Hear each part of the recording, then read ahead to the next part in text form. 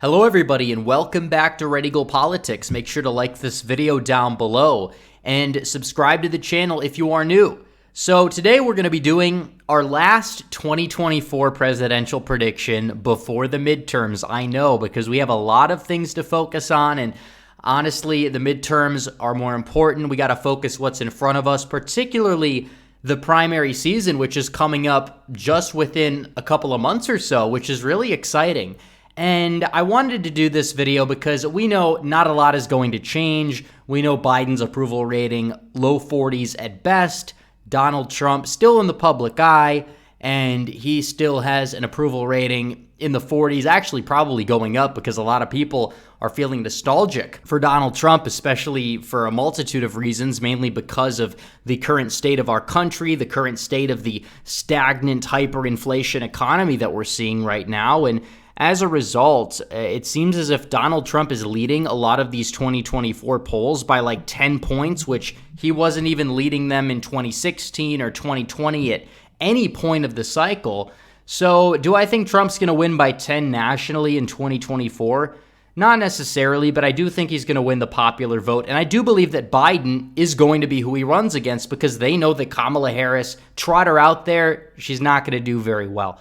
Trust me, she's probably going to do even worse than Biden. And we'd literally see a reverse 2008. Obviously, something could change. Biden has a health issue. Maybe Trump has a health issue and Trump doesn't run. But honestly, Trump is going to be the guy unless something happens that's drastic, because he is planning on running. It's pretty obvious. He still has high energy. The real question is who comes after Trump in 2028? Who's going to be that guy to bridge the gap? And hopefully we don't take a more establishmentarian turn. So we're going to get into this and fill out the map, but I do have two advertisements today. One of them is a shameless plug, redeaglepatriots.com, because the website is here. It is awesome. We have probably about 30 plus paying members and they love it so far. It's great. We're going to have exclusive content right here. Just $5 a month or 16 cents a day. You can join the Discord. You could read the newsletter. We're going to be dropping 5+ videos per month only on the website. They will not be seen anywhere else. They will not be seen on my channel. And you could also do things such as vote on video ideas for future videos or call into the call-in shows that we're going to be having. Yes, we're bringing them back. It's been a long time, but make sure you guys don't miss out and subscribe on redeaglepatriots.com. But also, could not be a complete video if I did not tell you guys about my very good friends over at Noble Gold. Now, something's not adding up, is it? Stocks are at record highs, but the government just borrowed $5 trillion. Inflation is transitory, but it just went up to 6.8%.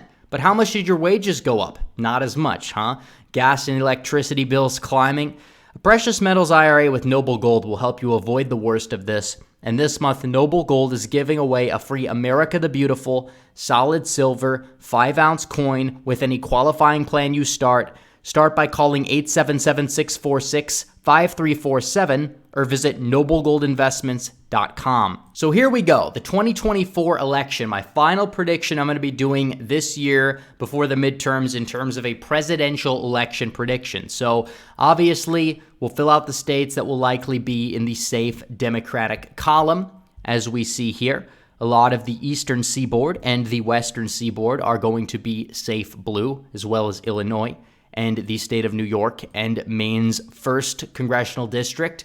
Also, with the way things are going, it's going to be hard to see Colorado get within 10. I mean, the state is just trending so far to the left that even if it comes back a couple of points, it's not going to be within 10 as of right now. Again, things could change. Biden's approval rating could actually crater into the low 30s, if anything, but that's a little bit beside the point. Now let's fill out these safe Republican states. Obviously, most of the country in terms of the land, a lot of these Great Plains states here in the Deep South, these are going to be the states that are going to go for Trump by over 10 points. In many cases, they'll be over 20 points, you could say, as well as all of Nebraska except for that 2nd district there. So South Carolina, Utah, cannot forget about Alaska. But also, we're adding new states to this column, Maine's 2nd district, which went safe in 2016, likely in 2020, but also Ohio and Iowa. I think these are going to be two states that are going to go for Donald Trump by probably around 12 points or so, if not even more. They're the new Missouri. You had these states that went for Obama by like 5+ points in 2008. 2012 also went for Obama by a significant margin, right? However, now they're coming back. They're trending to the right hard because of that rural, white working class population, ancestral Dems, disaffected, like the economic nationalism, and they're fed up with the Democrats' social policies, so they're becoming more and more Republican here. So that's it for the safe column here. Now we'll move on to the likely column. We'll start off with Florida. Florida's a state that in 2020 it voted to the right of the country by roughly around 7 percentage points. And Donald Trump did very well in Miami-Dade County. He did very well in southeastern Florida. Did he regress a little bit in some of the northern metros? Yeah, but the population there wasn't that much to make a difference. And I think that he'll probably gain back ground with Biden's unpopularity to the point where Florida will be once again in the likely Republican column. So that's it for Florida. Also, I believe Texas. Texas is another state that I think will go in the likely Republican column. It was likely in 2020. I think Trump could do better in 2024 based off of what we're seeing with inflation, with what's going on at the border, potential suburban reversion, which we will be talking about that quite a bit before the 2022 midterms. And also the fact that South Texas, even though it's not the highest proportion of the state's population, took a significant trend to the right. And you're starting to see a corner rounded in some of these metro areas, like in Houston, like in San Antonio to a lesser extent. Democrats are also arguably maxing themselves out in a place like Austin. And honestly, I still expect Collin County and Denton County to move to the left, but you could see a rebound in a place like Tarrant, a pretty solid population center there. And I think it's going to probably go for Trump by around 8 points or so, especially with the unpopularity of Joe Biden and potential suburban reversion in some of these places. So 219 to 191 so far. Also, this is going to come out of left field. I think Wisconsin's going to go for Trump by a likely margin. You can critique this all you want, but I mean, Wisconsin 2020, that's a fluke right there to say the least. I mean, that's Indiana 2008. You look at this state, so much room to grow in all of these like 90+% white, rural, white working class areas that you see here. And you're going to see those trends exacerbate even in 2022. You're going to see them continue. And even the smaller metros, there's room to grow among white working class voters. And honestly, the WOW counties right now, probably going to see a little bit of reversion. A lot of these counties Democrats are hopeful for because they're suburban, but look at the demography within them. A lot of them are like 60, 70% white working class as well, and they don't take that into account. So Wisconsin's probably going to go for Trump by like 6. I think you're going to see a massive trend in the state of Wisconsin to the right, maybe even by a larger margin, depending on Biden's approval rating, because right now Biden's approval rating is absolutely in the gutter. Also, I want to put North Carolina in the likely Republican column as well. I mean, this is a state that voted to the right of the country. It actually trended to the right very narrowly, but it voted to the right of the country by, I guess that would be like 6 percentage points. And I think that will continue. You look at a lot of these, I mean, you'll see some suburban reversion around Charlotte and a lot of room to grow in the Northeast, a lot of room to grow in Appalachia even. I mean, these margins are not as high as they possibly could be. I think you're going to see some continuation of trends in the rural areas, and I think Trump's going to win the state by close to 5 points or so, give or take. Beyond that point, I wanted to move on to the lean Democrat states, I guess you would say. I think, actually, Virginia I'm going to put as likely Democrat. I think Republicans there have a fairly high floor. I don't really know what Youngkin is going to do as governor. I don't think he's going to be like a great governor. I mean, is he good for Virginia? I mean, comparatively speaking, absolutely. Terry McAuliffe would have been a disaster, but he's not necessarily even like a Ron DeSantis style governor in the state of Virginia, even though he could go scorched earth for a term, but he's not going to do that, sadly.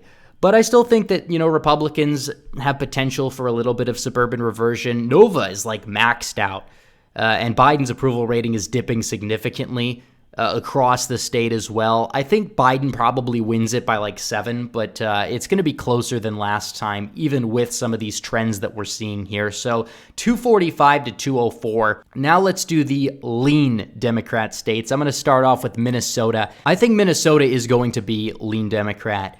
And you look at the results in 2020, it actually trended to the left. The third party candidate dipped. These people in Minneapolis are broken. They had their city burned to the ground by a left-wing Marxist anarchist mob for weeks on end. And that was able not only to not change their opinion, however, Minneapolis and the area shifted significantly to the left. It's beyond saving. I expect Trump to make up some ground in the Iron Range. I think he'll flip Lake County, and I think he'll make it closer. I think it could be within 3. But as of right now, we're going to put that in the lean Democrat column. New Mexico as well. I think they're going to elect a Republican governor. Mark Ronchetti's going to win there this year. I mean, with the Hispanic trends that are happening, Republicans might, if they continue, it's not a sure thing, but some of the rural Hispanic trends we saw in places like South Texas could definitely help in a place like New Mexico, where you saw a similar thing in some counties, but you also saw Albuquerque and Santa Fe took a fairly big shift to the left. So potentially what we could see is a little bit of reversion there among white voters in places like Albuquerque. Also, if he gets the turnout up when it comes to an issue like oil, which, again, Trump was proven right about Biden on that issue, he potentially could make the state closer. I still think Biden's going to win New Mexico by 4 points, but definitely those margins matter, and I think they're going to help give Trump a popular vote victory here. So beyond that point, let's focus on the lean Republican states here. I think Pennsylvania is a prime example. I think that Republicans have a lot of room to grow in the state of Pennsylvania. A lot of these rural areas, they're not maxed out. I mean, a lot of ancestral Dems live here. Biden, you could say, had appeal to them compared to past Democrats, and even then a lot of the areas took a turn to the right. But I think Trump's strength is going to come from Biden's hometown, Lackawanna County. I think he's going to flip that. Biden's been outed as a globalist. He really has. I mean, he was always one. But now Trump has that ammunition. It's up to him to politically use it and not attack him on socialism or whatever. And I really do believe that there's a lot of potential for Republican growth in northeastern Pennsylvania. And this is an area that's not entirely tapped into. It could make places like New Jersey closer in the process, or upstate New York as well. But what we do know is that I think Bucks County, you'll see Bucks County go red. I think you're going to see a lot of shift to the right in northeastern Pennsylvania. And as a result, Pennsylvania will be lean Republican. So there's a few states left here I want to get to. Actually, Maine at large should have been in the lean Democrat column. I think you're going to see it have a result similar to 2016 potentially. The Northeast as a whole is going to take a turn to the right in terms of margins, but not enough to change any states like Connecticut or Rhode Island from voting Democrat by 10 points or so. But either way, Nebraska's second, I think, is probably going to be a tilt Democrat based off of the way that the spineless Republicans drew that district. It's like Biden +6. It could go Republican, it could, but as of right now, we're going to put it in the tilt Democrat column. So beyond that point, we have 1, 2, 3, 4, 5 states to get to. I always like to do Arizona and Nevada last together, so we're actually going to probably do Georgia now. And Georgia's a state that I said earlier this year, Republicans are not going to win it no matter what. Even if Trump somehow ended up winning Georgia by a point or so in 2020, Republicans probably were not going to be able to win this state, obviously. And we know this because of demographic trends and Northerners moving down and just all kinds of things happening in the suburban shift. But honestly, with the Biden's unpopularity, especially in some smaller metros in the suburbs, and Republicans very, very energized to turn out and vote in the midterms, probably Herschel Walker is going to be senator. David Perdue may end up being governor. He announced today. I think the state will probably go red for one more cycle, but I think the trend will be to the left. But I think that the suburbs, just a point bounce back would definitely help Trump significantly in a place like Georgia. So Georgia stays Republican. In this reality. New Hampshire as well. Trump will, again, they hate incumbents. They turned away from Trump. They turned away from a lot of incumbents in history. Bush in 2004, Obama in 2012. I mean, you look at the margins there. They don't like incumbents whatsoever. If anything, it's an anti-incumbent state, just like in many cases, Alaska has been derided as an anti-incumbent state. But what we do know is that the state is very swingy, and a lot of those independent voters who may have broke for Biden probably are not going to stay with him, especially at this rate, and could end up coming back to Trump. And if he plays his cards right, that would give him a narrow victory in the state of New Hampshire. The state of Michigan, looking at Michigan, again, there's a lot of room for growth in the rural areas. I think Biden's presidency has been worse than a lot of people in places like Grand Rapids, Muskegon, and Macomb County anticipated. And I think you could see a rebound in a lot of those counties. Same thing with Saginaw. And I think Trump would do even better in a lot of rural Michigan. I mean, he did better in a good amount of counties in rural northern Michigan in 2020. And I think that that could overcome the DNC machine in Detroit this time, and I think Trump will end up winning the state of Michigan. So 299, 222, 2 states left, Nevada and Arizona. Now, both of these states have been moving in opposite directions. I mean, it's unique to see this here. Nevada's actually like less white than Arizona, and the Reid machine's been there for so long, but the state's been trending to the right. The Reid machine's actually going. Arizona, you see a lot of the state moving to the left in recent election cycles, even though I don't believe it's like moving left off a cliff. I don't think Arizona is impossible to save. Hopefully Governor Carrie Lake gets in there. I think she will, and I think she'll do a great job, just as Ron DeSantis has done in the state of Florida.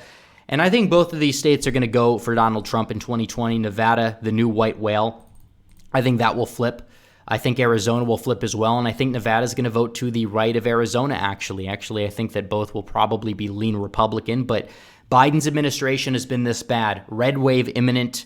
Don't get complacent. Obviously, we're 3 years out. A lot can change. But as of right now, red wave imminent in 2022. Red wave imminent in 2024. We just have to do it with the right people.